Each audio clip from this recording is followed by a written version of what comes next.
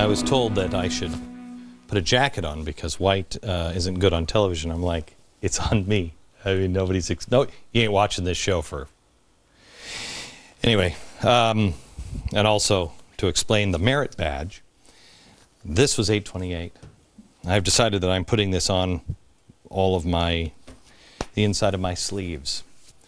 Wear your heart on your sleeve. I usually wear a watch on this, and every time I look at my watch, I want to remember merit. E4 is what we're talking about. And I want you to remember, this show, you don't watch it anymore, please. Use it. This is going to be a refueling station, a gas station, if you will, for enlightenment, education, empowerment, and entrepreneurship in the context of what's happening in today's world. Tonight, I want to show you, we have some unbelievably chilling video for you. Far-left activists are openly rooting for a revolution. American civil unrest and riots, we've told you, we've shown you the real nasty ones. You've heard some of these people before. But you haven't heard Francis Fox Piven, liberal talk radio talkers, Van Jones, Jeremiah Wright. Go to glennbeck.com to see the entire video. It runs about 4.5 minutes. But I want to stop here for a second on Francis Fox Piven of Cloward and Piven fame. Do you remember her? Let's go to E2, education. Cloward and Piven, Richard Cloward and Francis Fox Piven, sociologist at Columbia University, wrote an article in The Nation that explained how to cause a revolution by financially collapsing the American system. They tried it with the welfare system in the 70s in cities like New York and Detroit, and I think Washington, D.C., and it worked.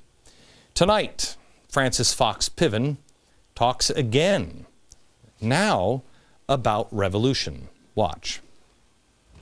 And the argument of challenging authority is that it's when elections interact with powerful, disruptive, unruly movements from the bottom of the society through their ability to refuse to cooperate with important institutions by striking, for example, or by blockading the streets, or by shutting down the schools. At those moments, we have had important changes and progressive changes in American society. And I began with the American Revolution. Yeah, really? Progressive changes in the American Revolution. Keep this in mind. This is not just some loony professor. She and her husband, Richard Cloward, know all the players, and the players know them. Here she is with her husband. That's Bill Clinton signing, I think it's the motor voter law. There they are, standing right there. They know these people are designers. And we told you about this strategy months and months and months ago. Nobody else is paying attention. Van Jones laid it out for us at America's Future Now conference over the summer. Remember, we went over it a lot when he said this would become a historic time because progressives decided to be progressive again. The mainstream has dismissed this top-down, bottom-up, inside-out theory. You must not. They want to force President Obama into making the extreme radical decisions they want by getting out into the streets and being disruptive. They're calling for revolution. Here she is admitting that. Now I want to show you what Jeremiah Wright has also been saying. The only way that can happen is for the haves and the have-mores to stop hoarding what they got and start sharing what they got with the have-nots. That's right. You talking about a revolution? Notice the date, 2005. The president was still attending his church. A revolution, so that the haves start sharing, except he's not talking about sharing. He's talking about taking it by force. Take it from them. As he said, he's talking about revolution. How much clearer does anyone have to make it? Here's how Van Jones puts it. Former Green Job czar, member of the communist organization STORM, founder of Green for All and Color for Change, now a laundered radical activist at the Soros-funded Center for American Progress. His words recently. We are about to inherit a nightmare scenario. The nightmare scenario is this. The country continues to get more racially diverse. but less economically prosperous. That's not a recipe for a common ground. That's a recipe for a battleground. And they like it.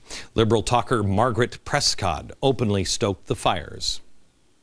But what about the outrage of the people? I mean, I keep getting back to that. If you look at Europe, I mean, for crying out loud, they had 100,000 people in Belgium out on the streets. Also in Ireland, 100,000. Thousands, hundreds, 20,000 students in the UK. France, they practically shut the place down. Greece, they turned the place upside down for months, and that is still going on. So are we too complacent here in the United States? I mean, sitting back and waiting for President Obama, who has always been a moderate, he never put himself forward as anything more than a moderate, to do what we as the people and the movements should be doing. That is exactly what Van Jones told people to do. Rise up, force him to do it. That's what Francis Fox Piven just said. Now, if I on this program were to simply say Stanford destroyed Virginia Tech last night, the Huffington Post would report that I was calling for the destruction of children in Virginia. But the left can openly call for violence and revolution, and they can cheerlead for it, and there's no problem, outrage, or alarm from the media. Why? Why? Let me put it this way. If chickens knew who Frank Perdue really was, they wouldn't take his food for free. They'd know how it ends. Here's the last part. I told you that they have a plan, they have a destination, they have a solution, but they needed to create the problem. Never waste a crisis. You have the solution, never waste the crisis to bring you to that solution. You create the problem so the public will beg for the solution that you have designed. What are the problems they're creating? Oil going up. Why? Administration making it harder to drill. Food prices going up. Why? We're printing too much money, devaluing our own currency. Jobs aren't being created. Why? Well, in part, Nancy Pelosi's party believes welfare is the best job creation we can do, and that's a quote. Create a problem so the public will beg for a solution. Bottom up, top down, and inside out. Sound crazy? Listen to journalist David DeGraw, who summed it up like this. You've looted the economy, and now food and basic necessities, food and gas, all of a sudden become more expensive, harder to get to, and then step 3.5 is when you get the riots. So we're fastly approaching that. Now, we've been able to avoid riots because of food stamps and, 52 million people surviving off of this. But if, the price of food goes up, if the price of gas goes up, all these people receiving government benefits, it's not going to cut it. And then on top of that, you got a lot more people falling into these poverty areas that are going to need assistance. Wait until I show you what we have tomorrow on this.